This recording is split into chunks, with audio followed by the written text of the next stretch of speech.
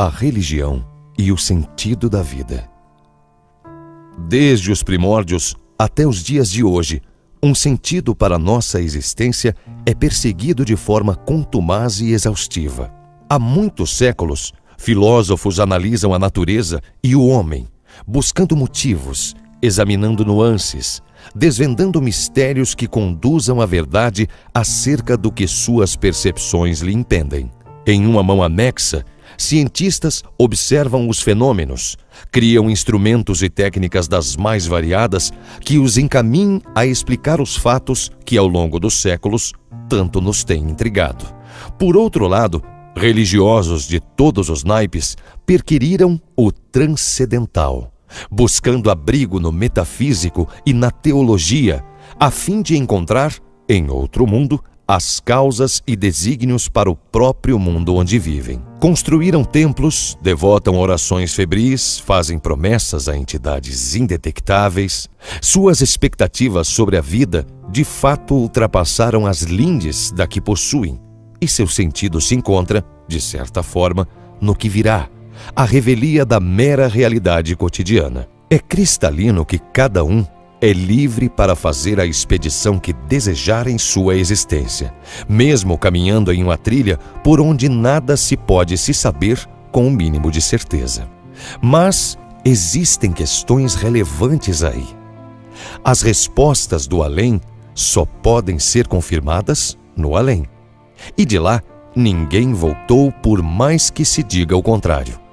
Dessa forma, abdicar dessa vida em detrimento de outra, que alguém, algum dia, em algum lugar, disse que teríamos, não parece profícuo, apesar de ser compreensível, face à nossa mortalidade e falibilidade. Uma questão maior é quando os dogmas do outro mundo, esses mesmos que não se podem confirmar ou contestar de forma incólume, trazem tão grandes consequências.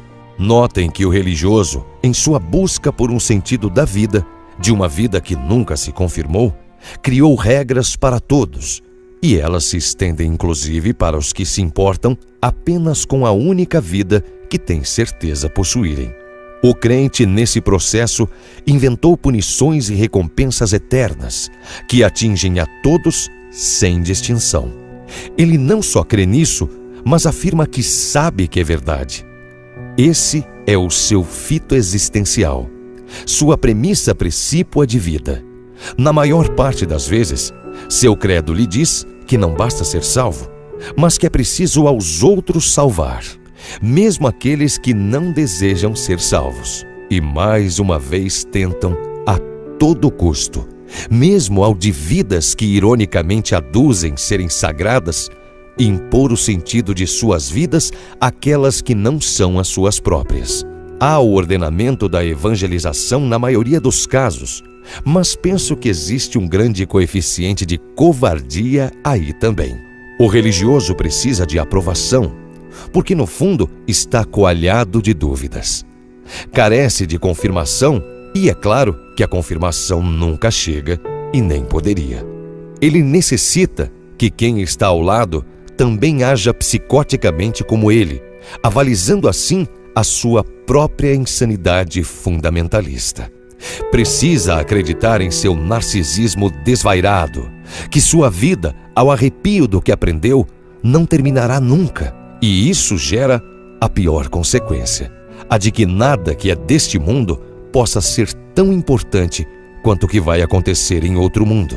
Essa vida passa a ser secundária. A partir daí, tudo fica subjetivo, submisso a crenças imbecis, sem sentido, caducas. O religioso, então, se resigna a uma vida cujo sentido é alheio à realidade. Seus objetivos primordiais não são terrenos, palpáveis, possíveis. Ele então derrama o leite e nem percebe o que fez. Quando poderia agir, ele ora.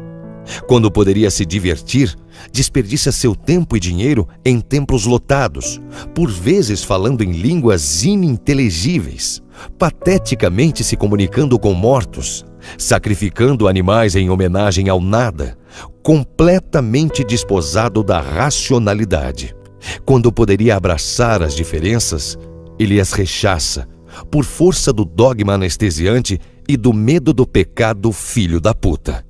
O crente, acima de tudo, é um coitado, um manco com bengalas intangíveis, um paralítico sem cadeira de rodas. O religioso é um covarde infeliz, que com medo do fim, não percebe que a beleza de tudo está na viagem e não no destino, que a magia está justamente em saber que o novo sempre virá, que a renovação é a verdadeira e única redenção. Enfurnado em sua teologia, ele busca saber qual é a espessura das asas dos anjos.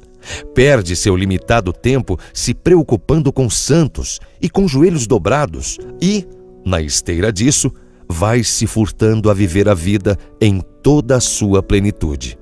Dogmaticamente, ele cria restrições ao sexo ao invés de fazê-lo, transforma o vinho em sangue ao invés de bebê-lo, transmuta o pão em carne ao invés de simplesmente passar-lhe manteiga. Como não ter pena de tal criatura? Como um grande bufão, como o pau mandado que abaixa a cabeça sem pensar duas vezes, é ordenado a amar o que não ama, criando por isso, ao longo de sua curta existência, clássicas relações de sadismo. O irônico, para não dizer trágico, é que na maior parte das vezes é justamente por esses mesmos regramentos de amor e tolerância ao próximo, que sem água ou piedade um dia lhe enfiaram goela abaixo, é que afirma que quem é diferente dele é inferior ou desmerecedor, por sua sexualidade, crença ou descrença, cor ou gênero. Que belo sentido para a vida a religião nos traz. Para mim, parece claro que o sentido da vida é aquele que desejamos dar a ela. Mas isso sou eu. Não sou dominado por mandamentos do além. Sou livre. Ninguém inventou um sentido para a minha vida.